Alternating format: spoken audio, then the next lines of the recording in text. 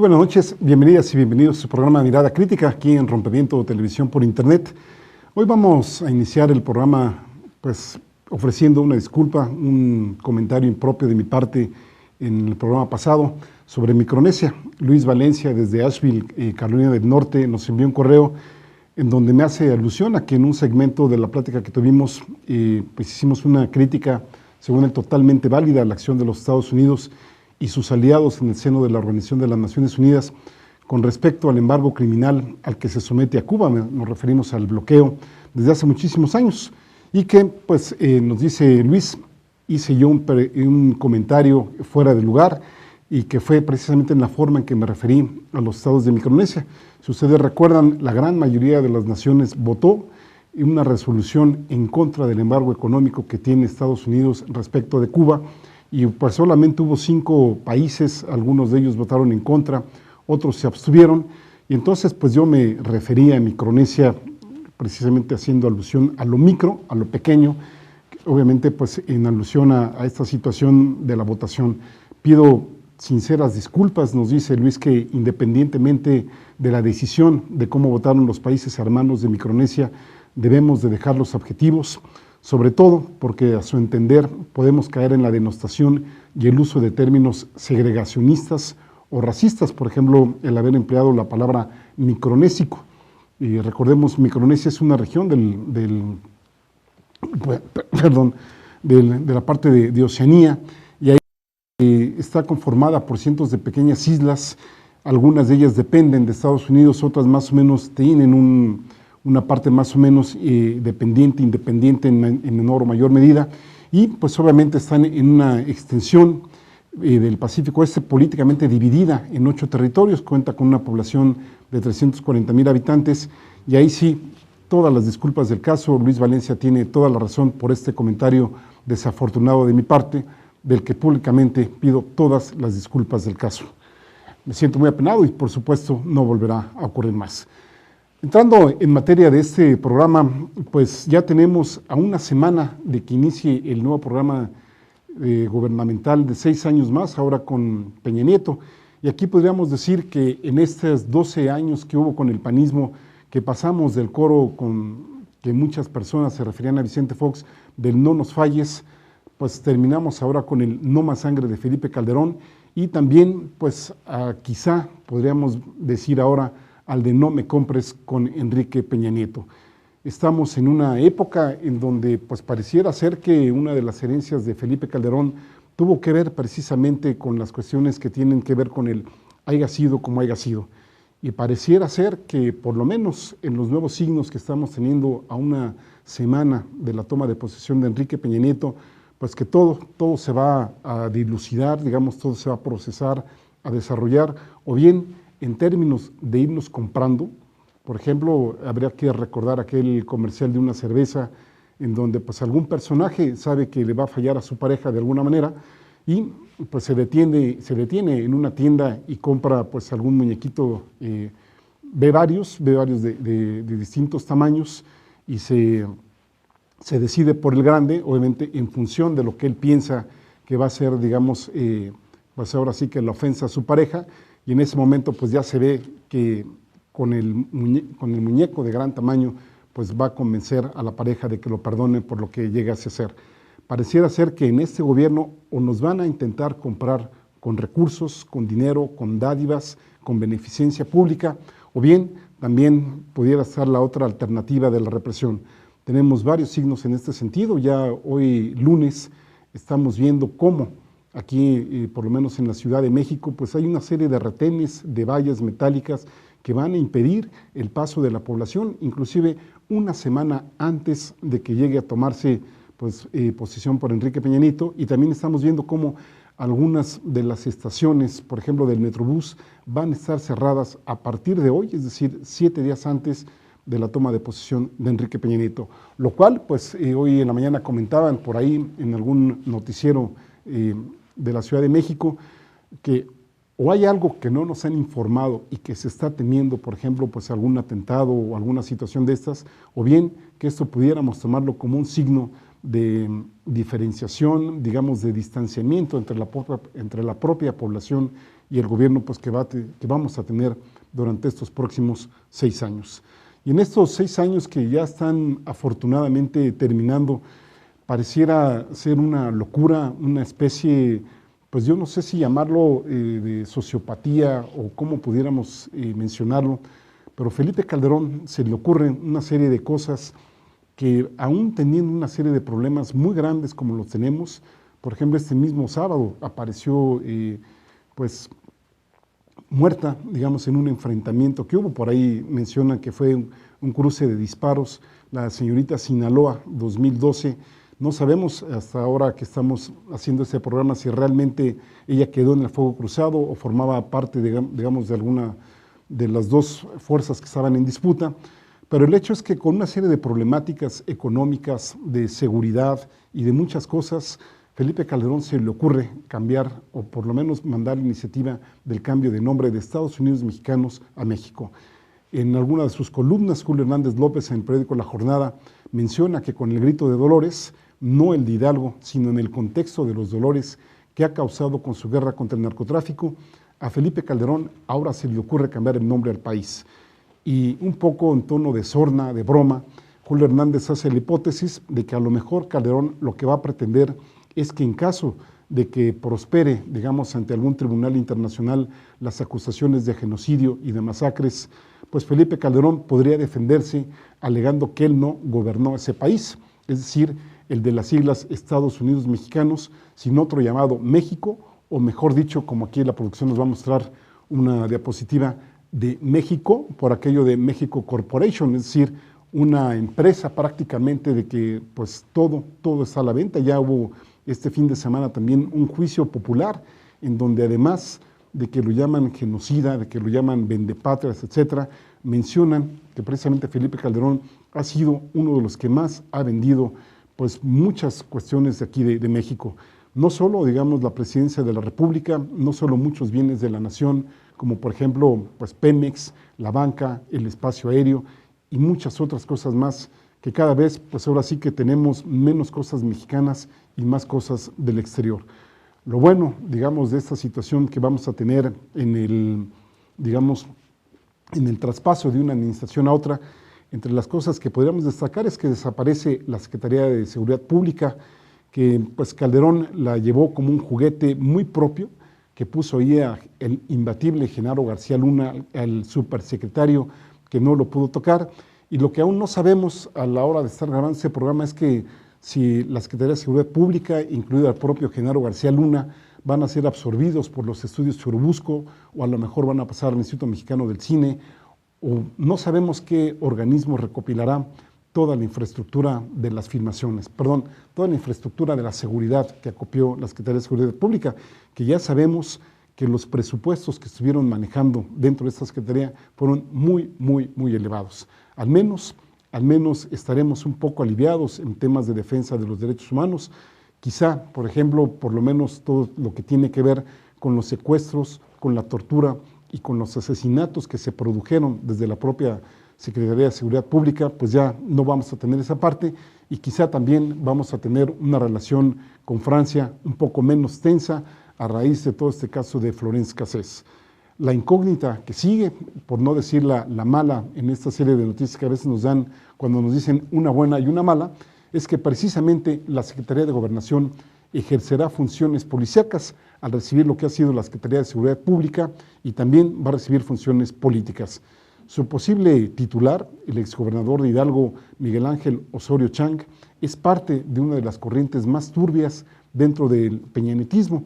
Hay que recordar que Osorio Chang se ha especializado en el uso del dinero para definir elecciones y de la presión y la represión para enfrentar disidencias. Y si eso, por ejemplo, le sumamos que muy probablemente Jesús Murillo Caram entre la Procuraduría General de la República, pues todo esto no nos da más allá de expectativas de que el modelo económico vigente va a estar armado, va a estar fortalecido para defender los intereses prevalecientes que tenemos aquí en el país. Es decir, las pocas o las muchas riquezas que estemos generando nosotros, pues van a llegar a muy pocas manos y los costos sociales, los costos políticos, todo, digamos, lo que haya, como diríamos en la pirinola cuando jugamos así de de chicos. El de toma todo, pues viene para la clase gobernante, y el de pone uno, pone dos o poner todo, prácticamente, generalmente se le carga a la población más desfavorecida, que en el caso de México, pues nada más tenemos ya de un sexenio a otro más de 50 millones de pobres, y muchas de las personas que pues pudieron conseguir algún empleo lo están haciendo en un sector totalmente informal, aunque hay que decirlo que desde ahora, digamos, con la nueva reforma laboral que se está cocinando y del cual va ya con avances significativos, pues ya va a dar prácticamente igual estar con un empleo formal o en un empleo informal por las facilidades de despido que vamos a tener nosotras y nosotros como mexicanos. Hay que recordar que mucho del modelo que tenemos aquí en el país, el modelo económico vigente me refiero, está dictado pues no solo desde Estados Unidos, sino desde las propias corporaciones transnacionales. Por ejemplo, hay que decir la asimetría que tiene la economía mexicana con respecto a los Estados Unidos. Allá en los Estados Unidos, el 1% de los más ricos,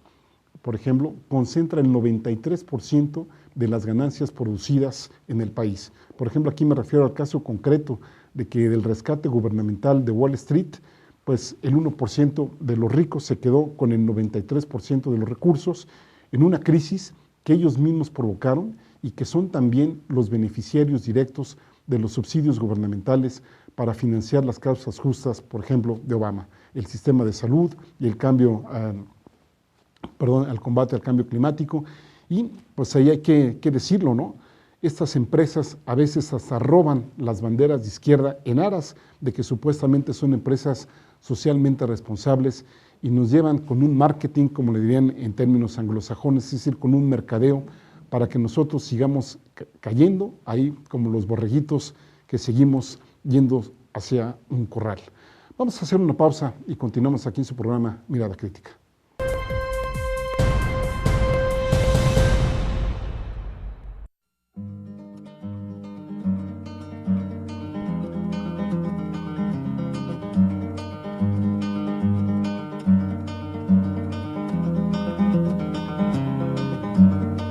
En esta tierra he visto mi primera luz, he visto y veo luz, tierra firme y vasto cielo. Todo mi entorno está entendido en el amor que nos tuvieron los que fueron hace tiempo. Y hoy hace un buen día para hablar de los que están aquí, trazando a diario el bienestar de todo aquel que vendrá. Como precederá la aurora al sol de diario, como sabemos que mañana será igual, porque así se ha venido haciendo con los años que transcurren y se van.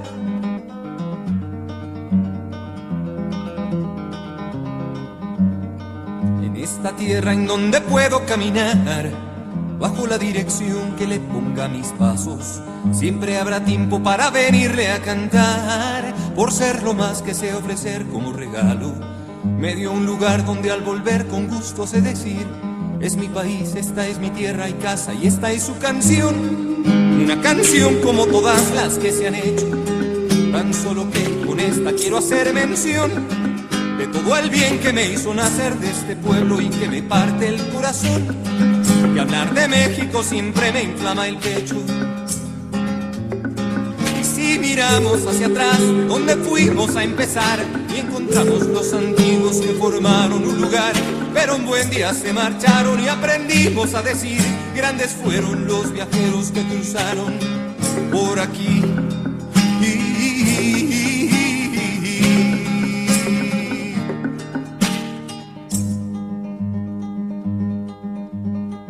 En esta tierra conocí la dignidad del que trabaja para ver crecer los suyos, del que se esfuerza a superar su condición, aun a pesar de cruzar tiempos de infortunio. Y hoy hace un buen día para hablar de los que están aquí, trazando a diario el bienestar de todo aquel que vendrá, de la simiente que se llega al semillero, que hasta esta tierra fértil un día arribará.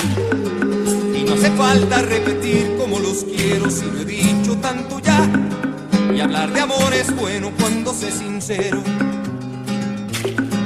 Y si ellos miran hacia atrás de lo que les toca empezar, y nos hallan a nosotros que formamos un lugar, que un buen día nos marcharemos y tal vez podrán decir: grandes fueron los viajeros que cruzaron grandes fueron los viajeros que cruzaron, en verdad que fueron grandes los viajeros que cruzaron por aquí.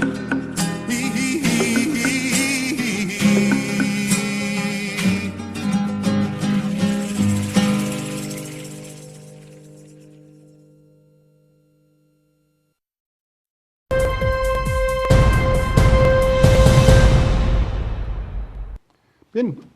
gracias por continuar aquí con nosotras y con nosotros en Mirada Crítica. Acabamos de escuchar a Fernando Delgadillo, esta canción que se llama Hoy hace un buen día, precisamente hablando de México y precisamente hablando de lo que tiene que ver pues este país, que seguramente estarán de acuerdo conmigo de que los que pasaron estos 6 años no nos dejaron cosas buenas aquí para nosotras y para nosotros, y ahora pues tienen la puntada, quieren decirnos que hay que cambiar el nombre de Estados Unidos mexicanos a México,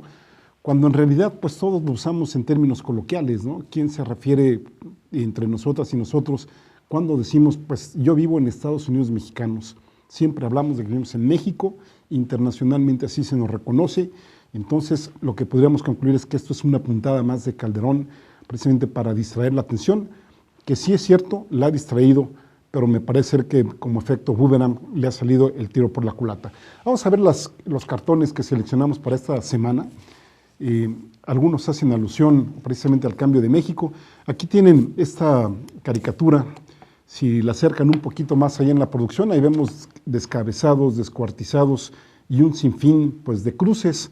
donde hace alusión Calderón a lo que sucedió en Estados Unidos en las pasadas elecciones, de que cómo se les ocurre despenalizar la marihuana. Y dice, ¿qué no ven que las drogas destruyen? Pues me parece que ahí el factor de destrucción podría ser otro, ¿no? Y no precisamente la marihuana, ni mucho menos. Otro de los cartones que seleccionamos para el programa del día de hoy, ya tenemos ahí a Calderón con sus maletas y todo, tenemos a una persona cargando una serie de cajas, refiriéndose al pueblo mexicano, que pues va sobre sus espaldas el desempleo, la corrupción, la violencia criminal, etcétera, y Calderón le dice, si sientes que todo sigue igual o peor, por lo menos cámbiate el nombre. ¿Que no sería mejor cambiar las situaciones que en vez de estar proponiendo el cambio de nombre al país? La siguiente caricatura que seleccionamos para hoy, pues ahí está Calderón destruyendo el escudo mexicano y pues prácticamente diciendo, después de esto no me queda más que destruir aquí en el país. Es decir, pues prácticamente todo lo que toca, pues lo ha dejado ir, ¿no? En términos médicos hay la broma de que a veces las personas que tienen mala suerte o que hacen malas cosas dicen que tienen fama de intestino grueso. Ahí pues interpretenle ustedes esta caricatura y el sentido de lo que estamos comentando. La siguiente caricatura, ahí está, este es de Hernández, con su clásico monito, como lo pinta a Felipe Calderón, y pues propone el cambio de nombre de Estados Unidos mexicanos a México, y ven algunas ciudades, por ejemplo, si pudieran darle un mayor acercamiento,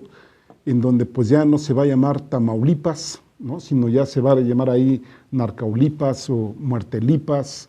etcétera, etcétera. Es decir, Narcolandia en vez de Sonora, es decir, los nombres de algunas ciudades del país, ya con los nombres de las tragedias que nos están sucediendo aquí a nosotras y a nosotros. Esta la pueden consultar en el periódico La Jornada. Otra de las caricaturas que estamos viendo, pues este es el consejero presidente del IFE, también diciendo que pues a propósito de las reformas que están proponiendo, pues no solo al nombre de México, sino a la reforma laboral también, pues dice, pues qué tal si le hacemos unos pequeños cambios a la credencial de elector, y entonces pues ahora ya la vamos a tener como estas tarjetas del Monex de los Sí Vale. Otra de las caricaturas que seleccionamos para hoy, me parece que se llama Por la Puerta Grande, y dice Felipe Calderón que de alguna manera pues él entró en la presidencia de la República por la puerta chica, pero ahora está saliendo por la puerta grande, y ahí vemos ya la puerta grande por la que está saliendo Felipe Calderón en este sexenio. Otra de las caricaturas que seleccionamos con ustedes, ¿sí?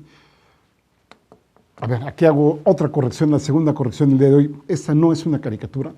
esta es una fotografía que salió publicada en el periódico Universal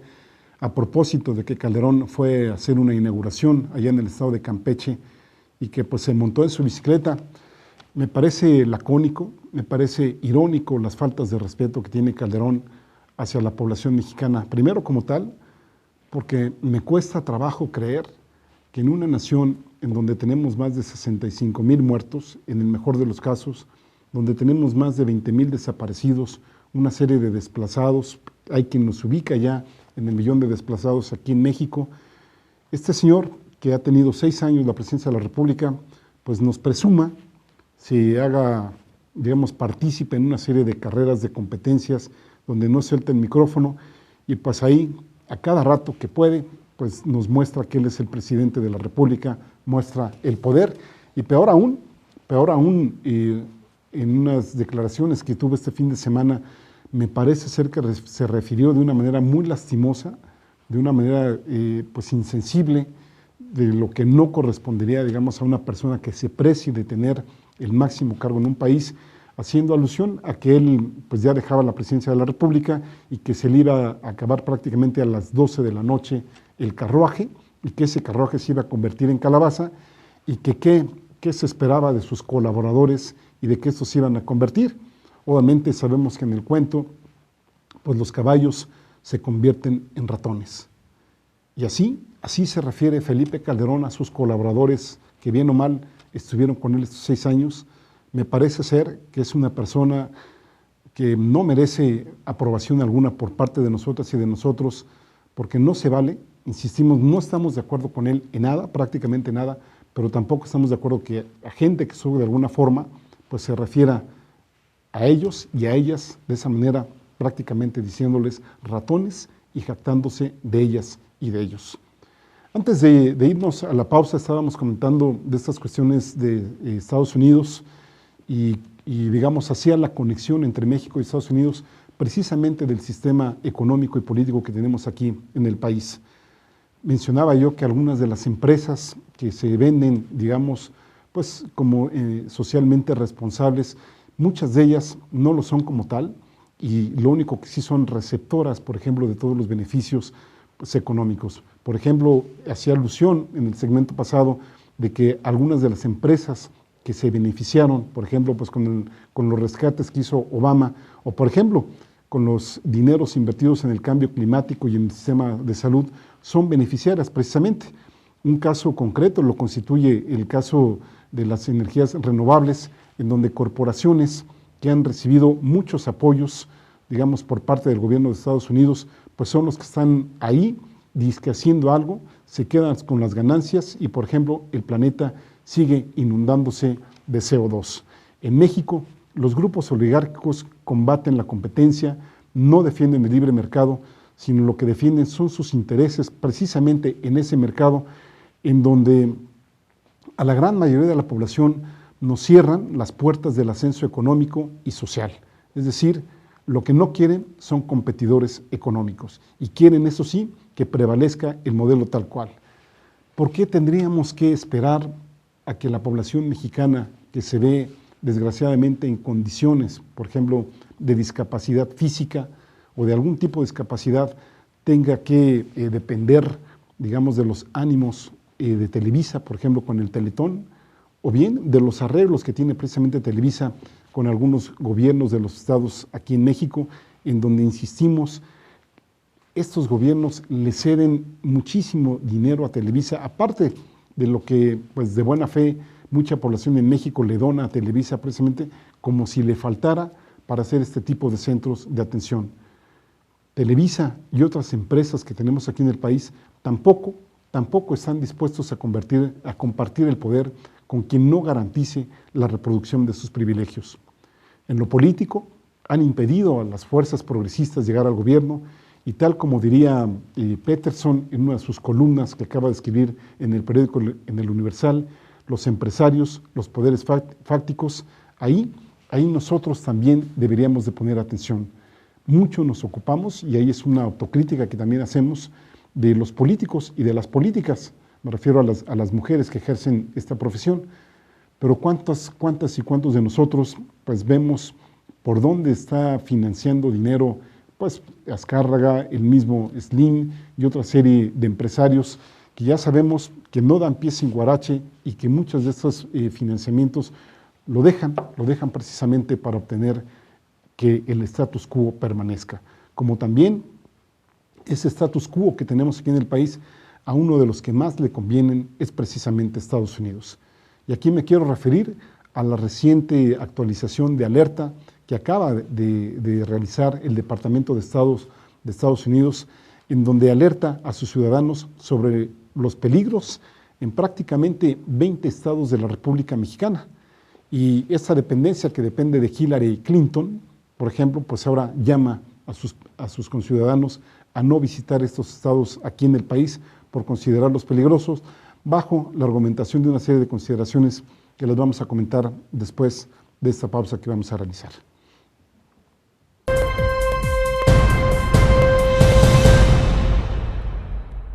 Bruno Bichir les manda un saludo caluroso y los invita a que nos acompañen en Paisaje Marino con tiburones y bailarina en el Teatro El Granero a partir del jueves 8 de noviembre hasta el 16 de diciembre en esta pequeña y hermosísima temporada de una comedia romántica, cáustica, hecha con mucho amor y mucha entrega para todos ustedes. Ojalá nos acompañen. Paisaje Marino, Teatro El Granero, Bruno Bichir.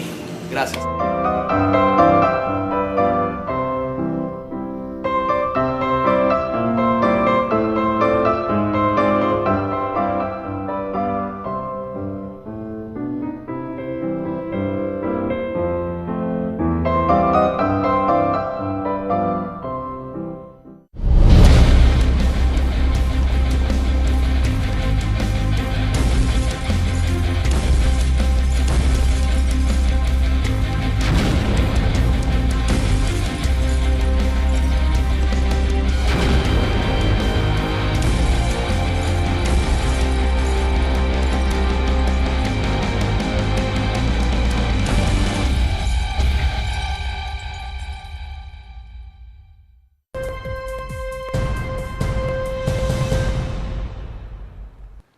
Por un lado, Estados Unidos da la palmada, da, digamos, el empujón, nos dice que las cosas van bien, le dicen a Calderón que las cosas van bien, y por otro lado, vaya que me meten un trancazo severo, digamos, en estos asuntos que tienen que ver con la seguridad. Recordemos que México depende en un 80% de los productos que exporta a Estados Unidos, pero también depende en gran medida del sector turismo de la gente que viene de allá. Dicen los estadounidenses que en 2011 fueron asesinados 113 personas que nacieron en Estados Unidos y en lo que va en el primer semestre de 2012 fueron asesinados 32. Esta alarma resulta paradójica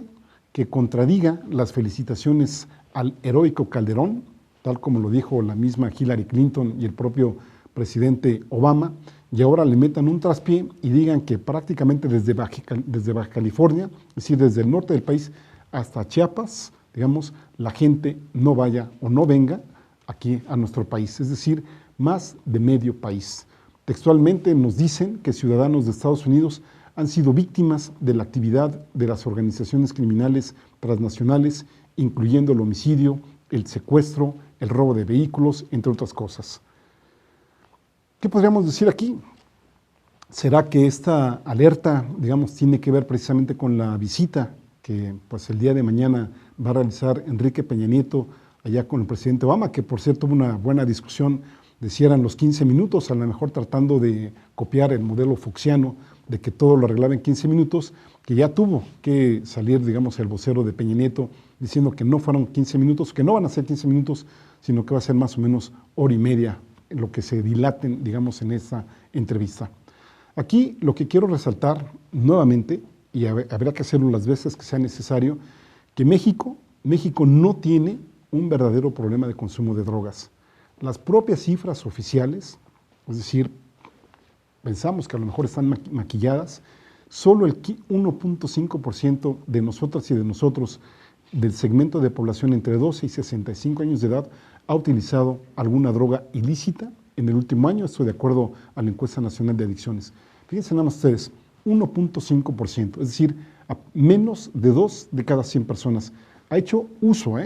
Ahora hay que ver entre ese 2% de la población que han hecho uso de alguna droga ilícita, cuántos de ellos realmente tienen problemas de adicciones. En Estados Unidos, digamos, esta proporción de 1% pues anda subiendo alrededor del 12-14%. De hecho, la encuesta, la última que se tiene de aquel país, nos habla de que el 9% de la población hizo algún consumo, no en el último año, sino en el último mes. Es decir, ahí en Estados Unidos sí es un grave problema, pero la diferencia es que nosotros ponemos las muertes y no precisamente por drogadicción. Aquí en México ya sabemos que tenemos otra serie de problemas de salud, en términos de enfermedades infectocontagiosas, en términos de enfermedades crónicas, pero si quisiéramos referirnos a la cuestión que tiene que ver con enfermedades sociales, pues diríamos, y sin temor a equivocarnos para nada, en que en nuestro país es mucho más grave el consumo de alcohol. Y lo vemos no solo en términos, digamos, de personas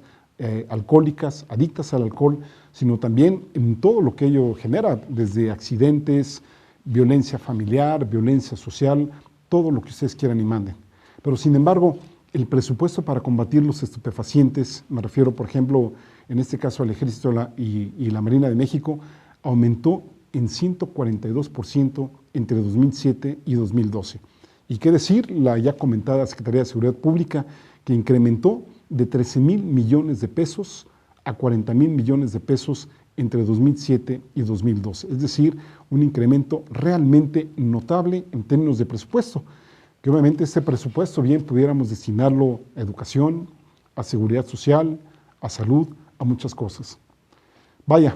si ese dinero hubiera sido empleado y hubiéramos obtenido buenos resultados, bueno, pues ahí sí nos podrían callar la boca y decir, cállense ustedes porque pues aquí tienen los resultados que han sido muy buenos.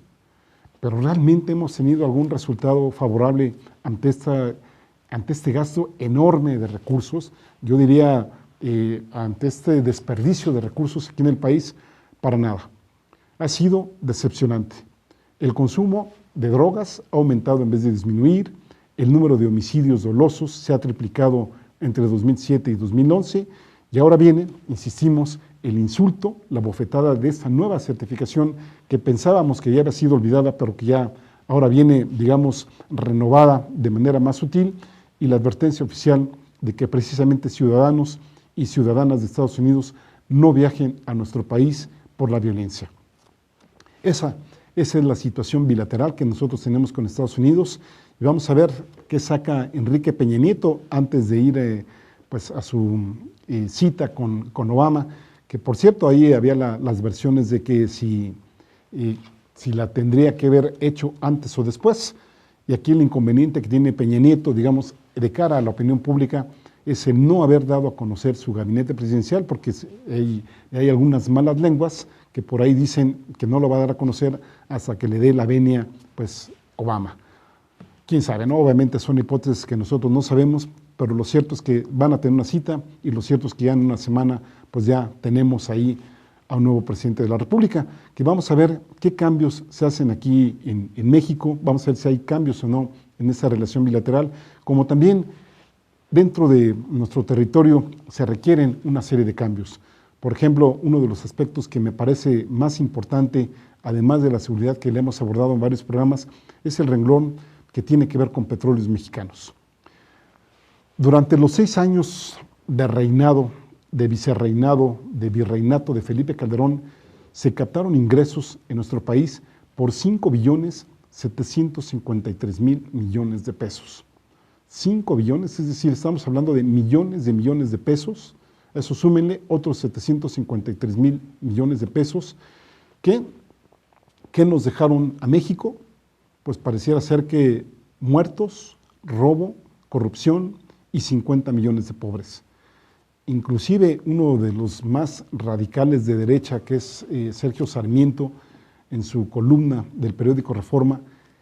tiene una frase lapidaria que me gustó mucho, de las pocas cosas que me gustan que escribe Sarmiento, en donde dice que nunca se tuvo tanto dinero de Pemex y nunca se logró tan poco con tanto dinero. Porque además de todo lo que ya estamos, de todo lo que hemos hablado aquí,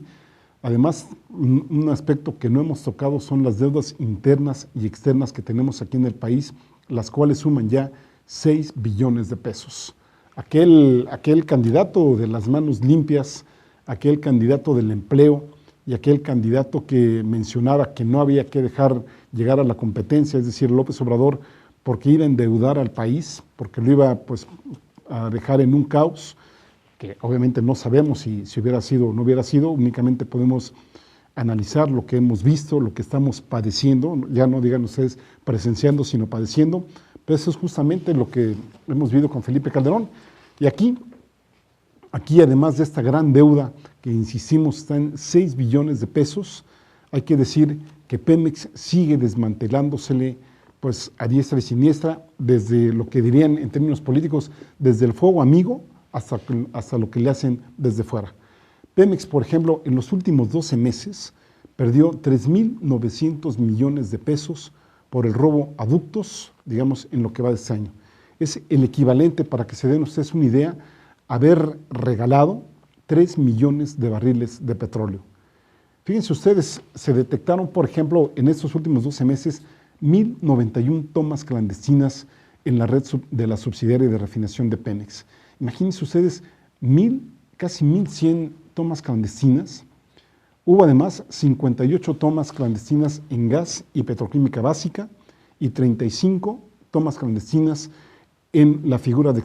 exploración y producción de Pemex.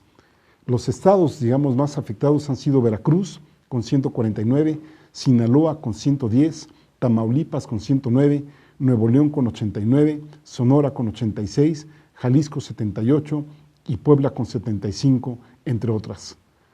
A septiembre del año 2012, el volumen de hidrocarburos extraídos ilegalmente de Pemex fue mayor en un 25% que el que se calculaba para septiembre del año pasado, cuando alcanzó en 2011 alrededor de 2.404.000 barriles. Hay que recordar que la red total de ductos en Pemex en nuestro país más o menos suman 68.287 kilómetros y que la extracción ilícita de hidrocarburos no solo daña el patrimonio de Pemex como tal, que eso ya de por sí sería una condición suficiente para que si pusieran ahí todas las alarmas, todas las condiciones para prever esto. ¿Por qué tanto dinero en la lucha contra las drogas? ¿No nos ocasiona más daño esta sangría que estamos teniendo con Pemex? ¿Por qué no se hace algo? ¿Por qué todos estos dineros que se han invertido en la Secretaría de Seguridad Pública en una lucha que además ya sabemos que viene con los dados cargados, pues no se viene aquí para salvaguardar la infraestructura nacional, para desarrollarla, para equiparla, para que el Instituto Mexicano del Petróleo pueda ser nuevamente lo que algún día fue? Pues porque muy probablemente todas estas ganancias pues dejan algo o muchos dividendos a la gente que está involucrada en todos estos actos de corrupción, y bien podríamos calificarlo también como de traición a la patria. Entonces, además, decíamos, de todos estos daños patrimoniales a Pemex, ¿cuántas veces no hemos sabido del riesgo que tienen personas, comunidades, pues por daños al medio ambiente, como fugas, como explosiones, como incendios? Hay que decir que el número de tomas clandestinas, desde más o menos del año 2009, en que ya se tenía un panorama más claro, a 2012 se ha triplicado. De hecho, en el año 2009, que, insisto, se hizo más evidente el robo de combustibles a través de la sustracción ilícita, pues ahí vienen denuncias, denuncias vienen, pero hasta ahí. Resulta indignante, por decirlo menos, que el director general de Pemex, Juan José Suárez Coppel, atribuya la expansión de ese fenómeno a la falta de recursos financieros para vigilar la red esta que hablábamos de casi 70,000 kilómetros de ductos de Pemex en todo el país. No hay recursos para esto, y si hay recursos para Repsol, si hay recursos para estar ahí renegociando ahí, pues ahora sí que dizque en esta empresa española tener más, no solo presencia, sino también más voz y voto ahí, ¿como para qué? Y otra serie de nimiedades, por ejemplo, pues ahí tenemos las empresas que se van a contratar, pues estos famosos hoteles flotantes allá en España, pues ¿qué no mejor sería invertir todo ese dinero? Pues ahora sí que, como dirían algunos compañeros y compañeras,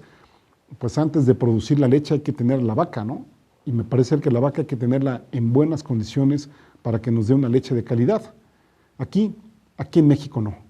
Con estos gobernantes que nosotros y nosotras tenemos, pareciera ser que no. Pareciera ser que son expertos en la administración de la pobreza, en la administración de los recursos, en donde pues ahora sí que, como dice aquella frase popular, el que parte y reparte se queda con la mejor parte, y estos nos están partiendo y se están repartiendo todas las ganancias que tienen.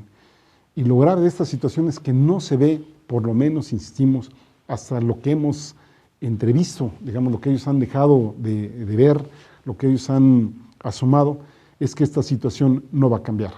Un ejemplo de esto es los despidos masivos que se van a tener próximamente en puestos de altísimo nivel. Una de las grandes críticas que se hicieron al Partido Acción Nacional fue la gran creación en términos numéricos de direcciones generales adjuntas y direcciones de áreas. Se hicieron muchísimas a lo largo de los 2 sexenios del PAN, y las malas lenguas, y bueno, ustedes pueden corroborarlo a través de ver los profesiogramas de la dependencia gubernamental que ustedes quieran y manden, como muchas direcciones generales adjuntas no están ocupadas necesariamente por las personas idóneas para ocupar esos puestos. Primero, también habría que ver si estos puestos eran necesarios en los organigramas de estas estructuras de las instituciones mexicanas. Pues bien, se habla de que en estos equipos de transición, y ya con los legisladores del PRI, los senadores en concreto,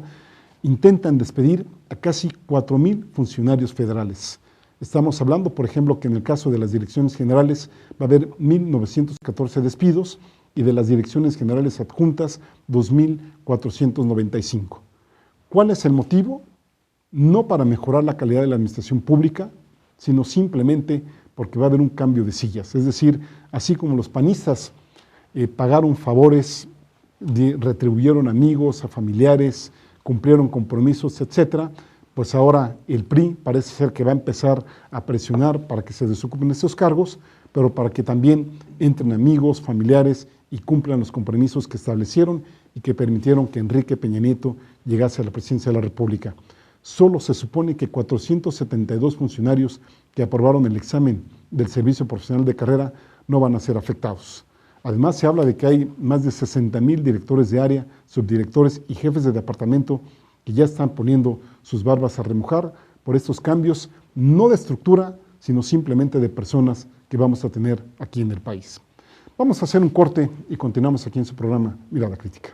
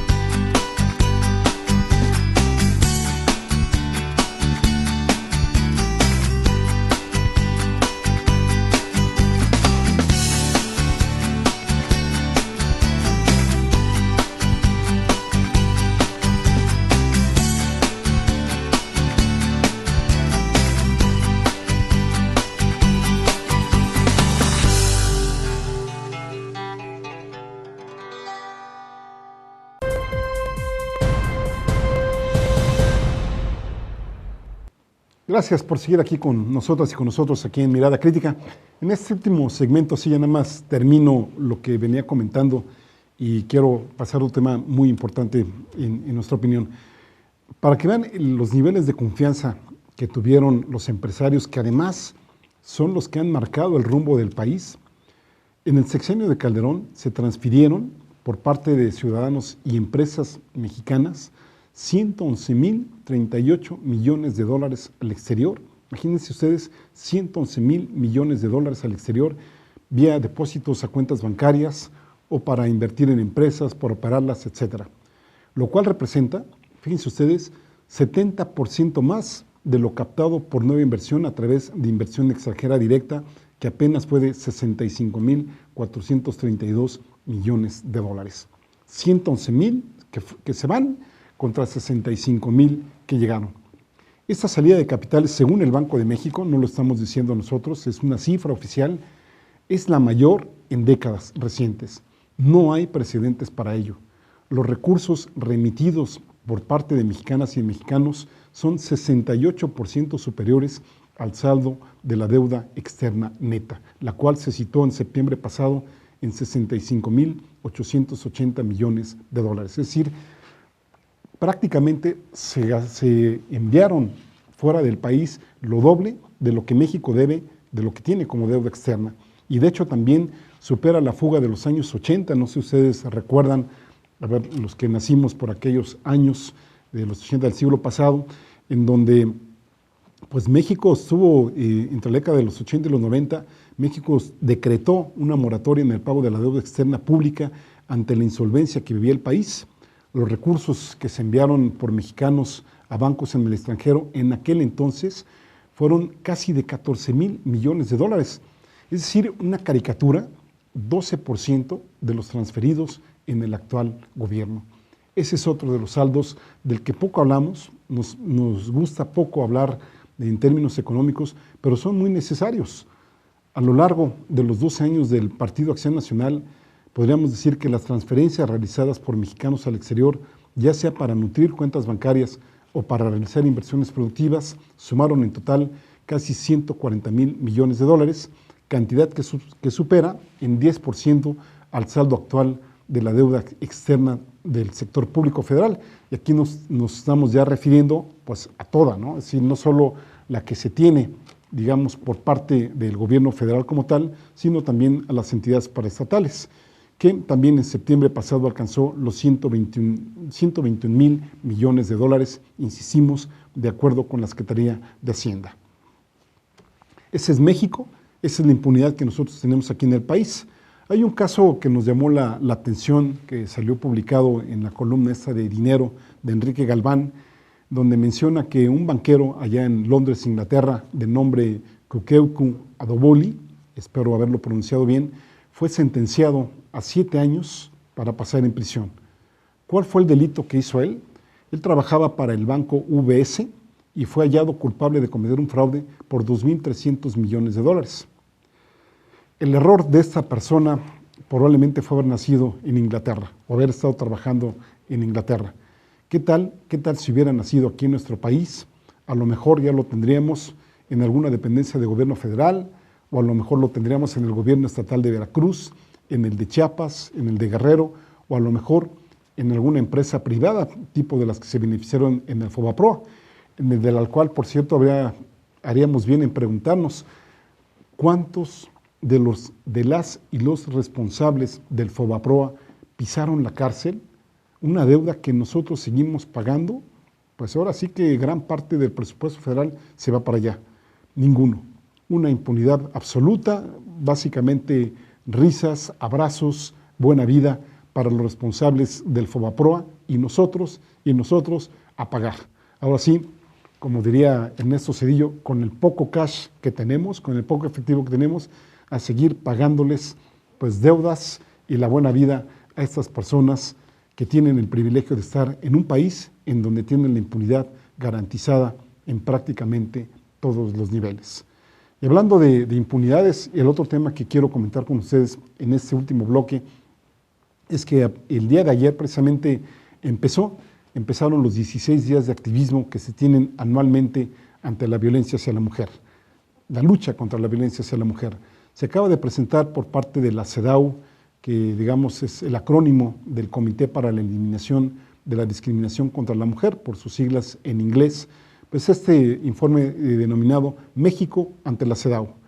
Y hacen una serie de reflexiones muy importantes que ojalá no los perdamos de vista. Por ejemplo, dentro de las principales preocupaciones que se reflejan en este informe es el entorno de vulnerabilidad de las mujeres defensoras de derechos humanos y de periodistas. También se refieren a las condiciones de educación, de empleo y salud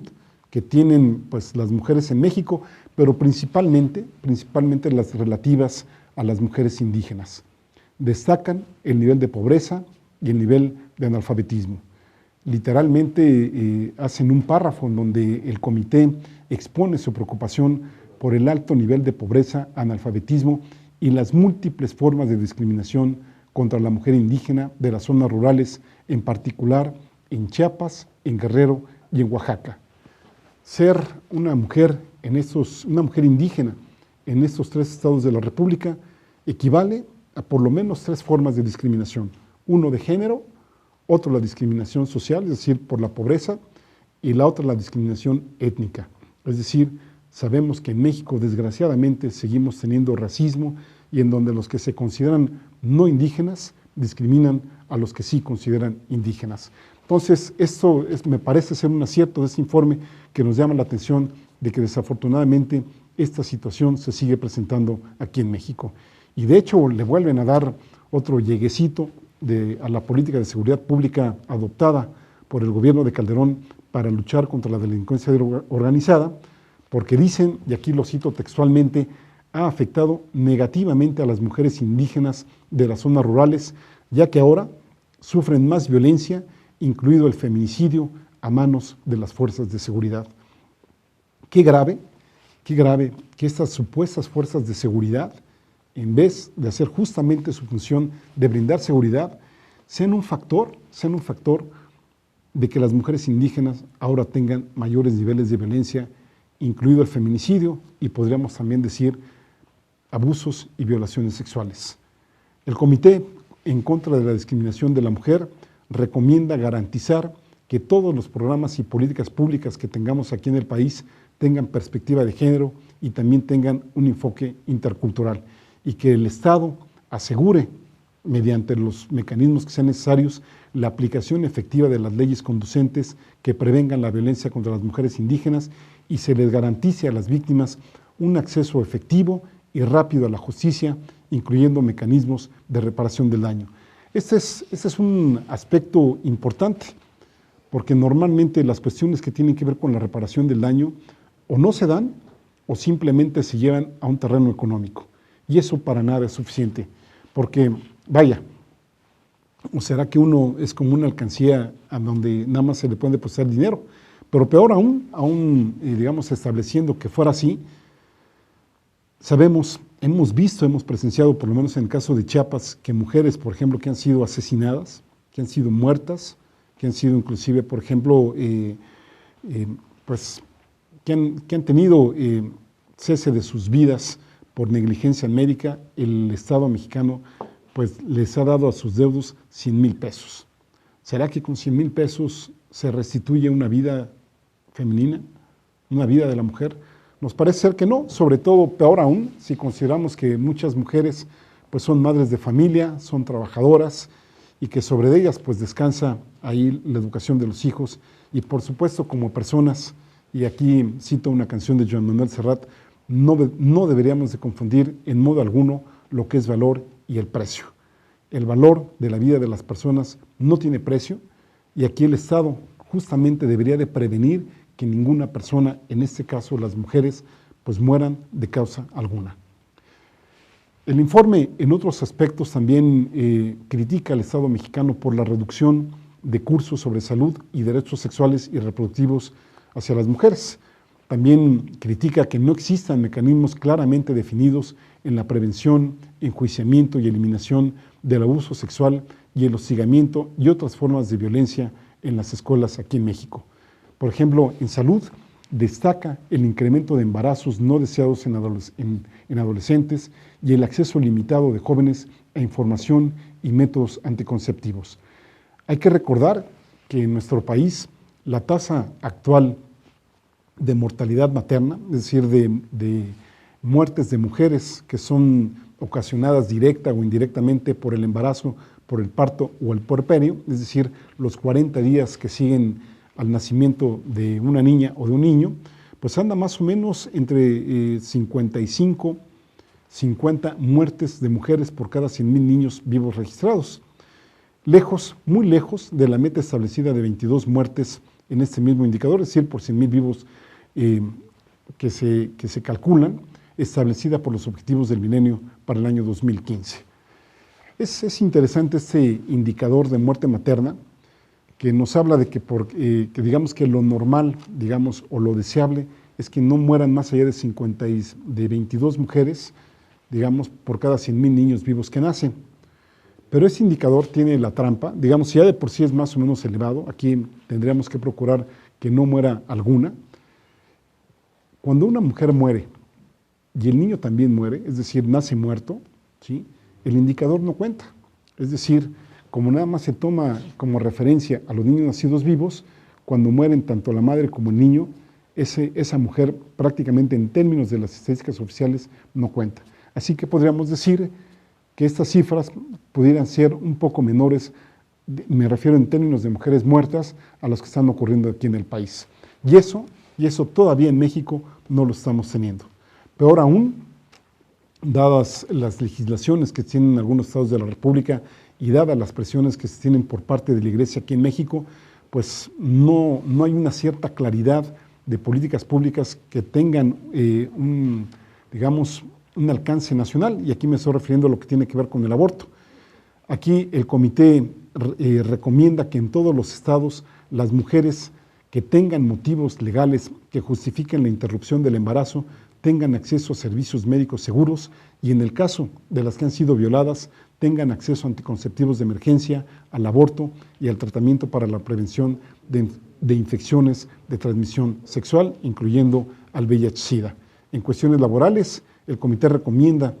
que se haga algo para que se quiten las prácticas que seguimos teniendo en términos de discriminación. Por ejemplo, pues a la mujer se le piden requisitos de presentar certificados de ingravidez para lograr o para mantener un empleo, y que también se haga algo efectivo en contra del hostigamiento sexual y en contra de la violencia hacia la mujer en áreas de trabajo, que se reduzca la brecha salarial entre hombres y mujeres y que pues se haga algo. Hay que decir que casi el 60% de las mujeres que trabajan en el país se encuentran en el sector informal y se encuentran también sin seguridad social.